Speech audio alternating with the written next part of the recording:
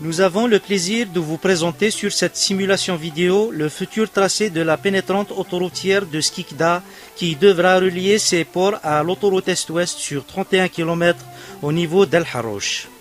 Le début du projet est situé près de l'îlot des Chèvres, permettant l'accès au port et au raccordement au principal réseau routier existant de la RN44 à l'aide d'un grand giratoire. Le tracé se dirige vers le sud pour traverser la plaine de Oued-Sfsaf.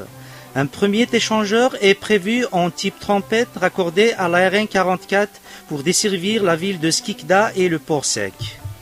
Les premiers kilomètres du tracé sont caractérisés par le passage sur une zone à forte concentration de contraintes naturelles et de réseaux divers, notamment le Oued-Sfsaf, le réseau routier et ferré, les pipes d'oléoduc et gazoduc, les lignes de transport d'énergie électrique et des conduites AEP et d'assainissement. Des ouvrages de traversée et de protection sont prévus. Le tracé est situé entre les zones d'activité de Hamadi Kirouma et Hamoudi Hamrouch.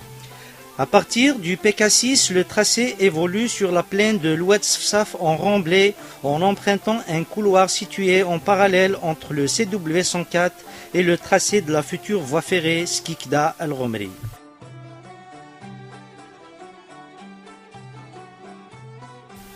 Avant le PK10, le tracé croise le CW 104 et franchit par des déblais un petit monticule, puis croise encore une fois le CW 104 et l'Oued-Sfsaf pour arriver à l'échangeur numéro 2.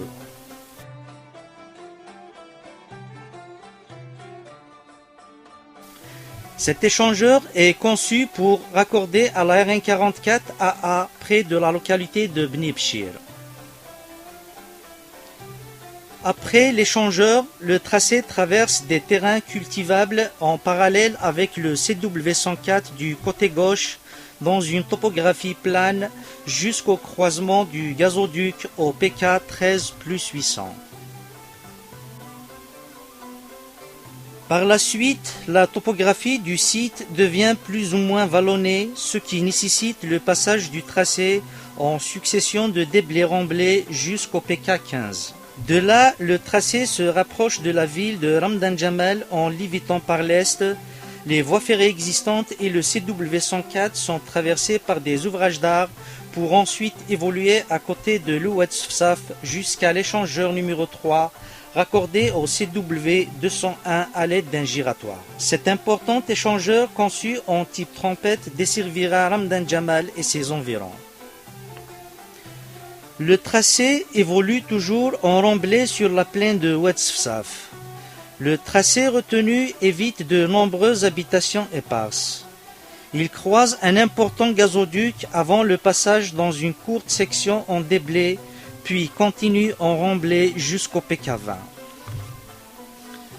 À partir de ce point, l'autoroute contourne les habitations dispersées et évite les méandres de l'Oued-Sfsaf et minimise les empiètements sur les vergers pour arriver droit vers l'échangeur numéro 4, conçu aussi en type trompette.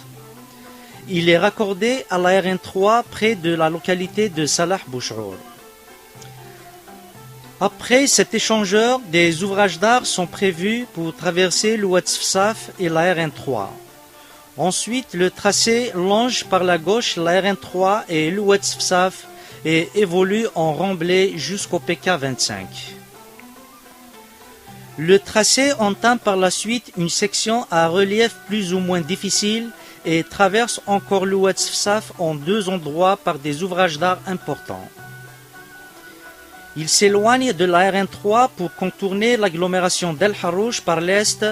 Il croise la RN3 AB et franchit par un viaduc l'Oued-Sfsaf avant d'arriver au dernier échangeur conçu aussi en type trompette pour desservir le réseau routier local près de la localité d'El Harouch.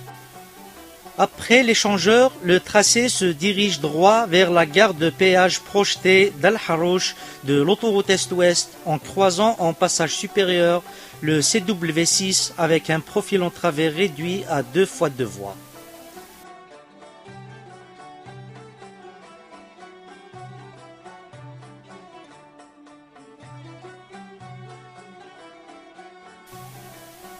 Merci pour votre attention.